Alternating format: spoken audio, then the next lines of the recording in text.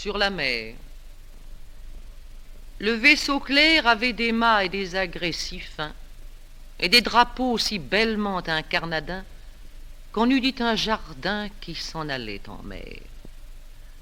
Comme des bras de jeunes filles, les flots environnaient sa quille de leurs guirlandes.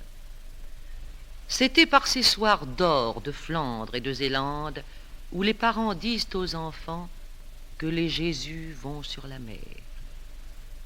Le vaisseau clair s'en fut en leur rencontre, cherchant ce coin de ciel vermeil où l'étoile, qui conduisit par de beaux paysages à Bethléem les bons rois mages, se montre.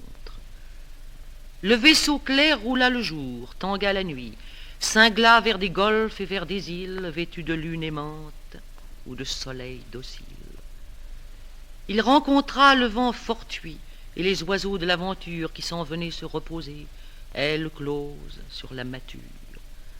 Un air de baume et de baisers coulait sur les miroirs mobiles que les vagues dressées renversaient, tandis que le sillage en son éclair cassait les écumes d'argent et leurs prismes fragiles. Le vaisseau clair roula le jour, tangua la nuit. Il fit parmi les caps et les îles tranquilles un beau voyage puéril. Mais les Jésus ne se rencontraient pas.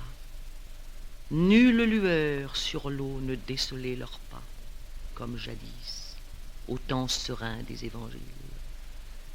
Le vaisseau clair revint, un soir de bruit et de fête, vers le rivage d'où son élan était parti. Certes, les mâts dardaient toujours leurs armes.